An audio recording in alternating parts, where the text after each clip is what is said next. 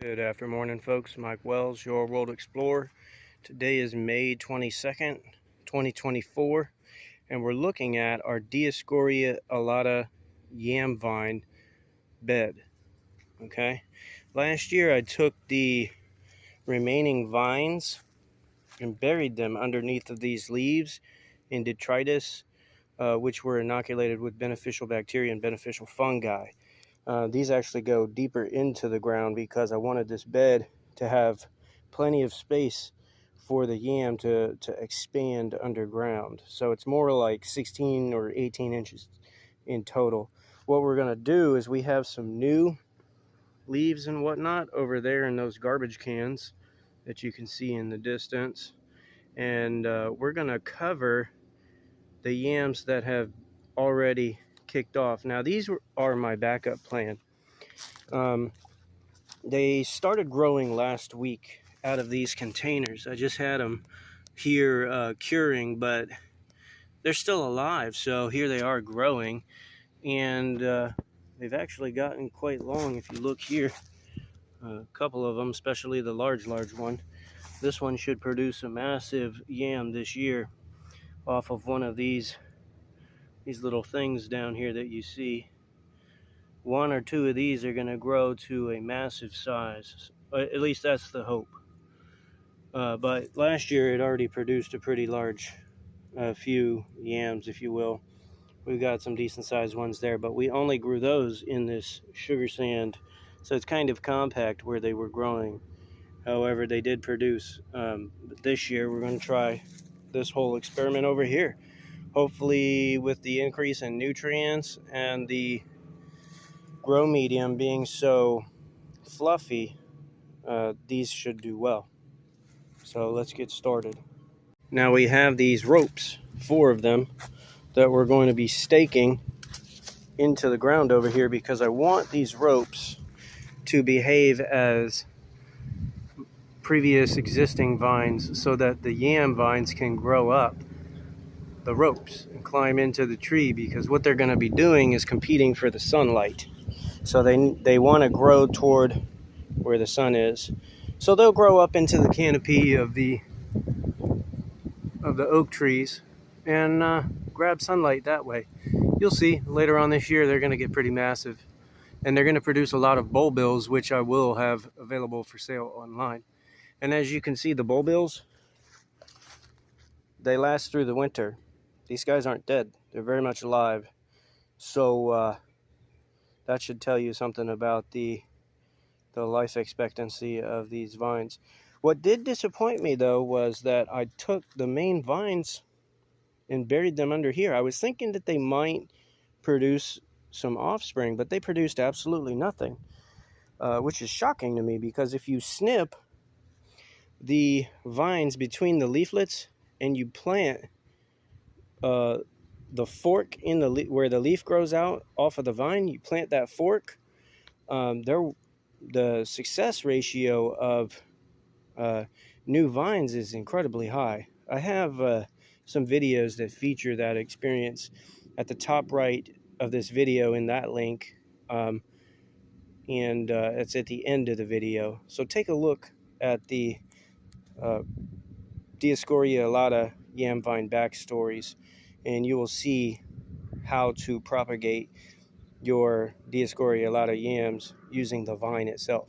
So basically I'm just going to dig like probably several holes and then plop these guys into the ground, and I want them covered. I want the whole yam underground, so I'm going to cover them about right there where the vines actually start coming off the yam, so maybe even a little further, so we'll see. And then I'm going to go ahead and backfill and cover this bed to the top. I'll get started now. All right, folks, I was digging, and here's the holes. They're kind of big.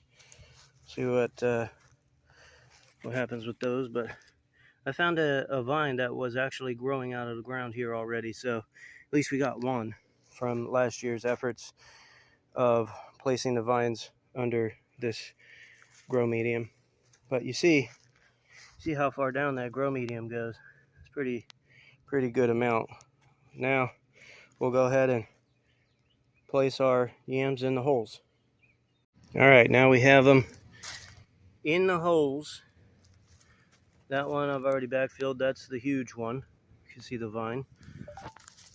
These guys are just simply set in the holes. And now I'm gonna backfill, and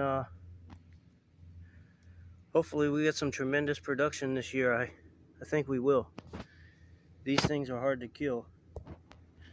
So let's do this. All right, now I have it backfilled completely. I'm gonna go ahead and set my lead lines, and then I'll go ahead and try to train the few vines that have already started growing up those lead lines. They'll grab on quick too, so it's not going to be very difficult. I'll also be using these stakes right here to do that. Artificial vines are set. They look good. They go up to the tree branch that's like 30 feet up.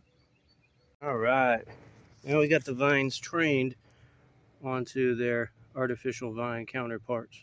Specifically, this was the one that needed it the most. You see what I did here?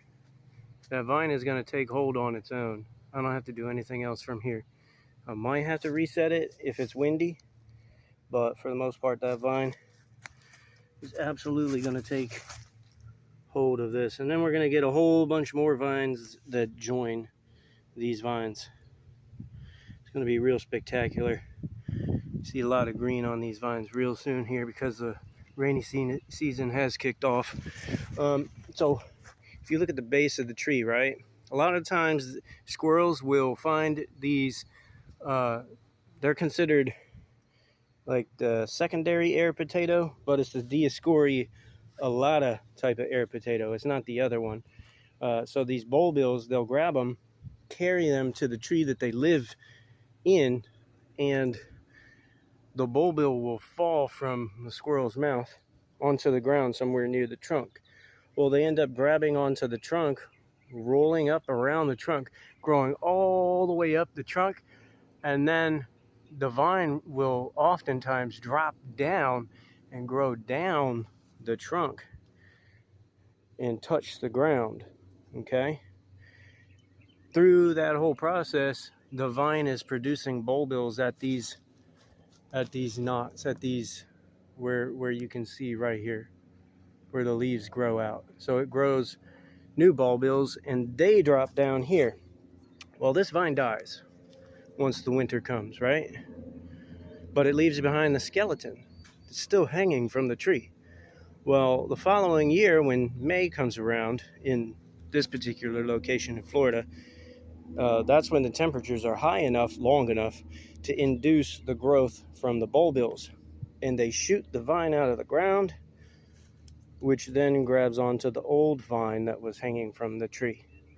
And the cycle just continuously repeats until you see a tree that's completely, I literally mean that, completely overtaken by these vines.